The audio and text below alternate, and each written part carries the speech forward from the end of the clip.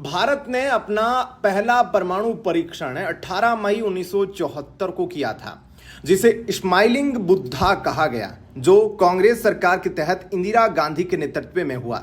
कांग्रेस ने 1974 के परीक्षण का समर्थन किया, लेकिन 1998 के परीक्षणों की आलोचना की, जो बीजेपी सरकार के तहत हुए।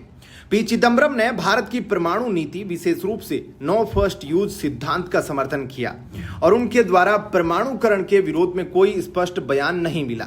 भारत की परमाणु नीति राष्ट्रीय सुरक्षा और नैतिक बहस को संतुलित करती है। पी चिदम्बरम का सोशल मीडिया पर एक पुराना भाषण वायरल हो रहा है, जिसमें वो 1998 के पोखरण परमाणु परीक्षण का विरोध करते नजर आ रहे हैं। इसमें पी चिदम्बरम यह कह रहे हैं कि न्यूक्लियर वेपन को बनाना भारत की पिछले 30 साल से चली आ रही नीति के खिलाफ है। भारत हमेशा से न्यूक्लियर वेपन फ्री दुनिया की वकालत करता रहा है। इसके लिए देशों का परमाणु हथियार न रखना जरूरी है। अगर इस नीति को बदलने की जरूरत है तो पहले इस पर संसद में चर्चा होनी चाहिए थी। देश में परमाणु हथियार बनाना और उनको सेना में शामिल करने जैसे बड़े नीतिगत फैसले लेने से पहले संसद को भरोसे में लेना जरूरी है। पी चिदम्बरम के इस बयान पर सोशल मीडिया पर कई तरह के रिएक्शन सामने आ रहे हैं। एक यूजर ने कहा कि आज की दुनिया में परमाणु हथियार के बिना भारत की कल्पना भी नहीं की जा सकती। भगवान का शुक्र है कि भारतीयों ने कांग्रेस को सत्ता से बाहर कर दिया। एक दूसरे यूजर ने कहा कि कैसे ये सज्जन हमेशा गलत और देश के खिलाफ थे और फिर भी संसद का हिस्सा थे। ये कितना निराशाजनक काम था। पी चिदम्बरम के इस वीडियो के वायरल होने पर कई लोगों ने अपनी राय सोशल मीडिया पर रखी।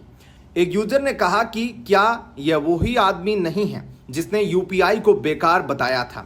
एक दूसरे यूजर ने लिखा कि भारत को 1997 में आज़ादी मिली, भारतीयों को 2014 में आज़ादी मिली।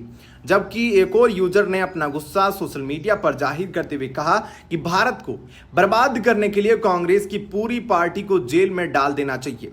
पी चिदम्बरम के पुराने भाषण के वायरल होने पर लोगों का गुस्सा थमने का नाम नहीं ले रहा है। एक यूजर ने लिखा, हमारे देश के खिलाफ हमेशा कांग्रेस ही क्यों होती है।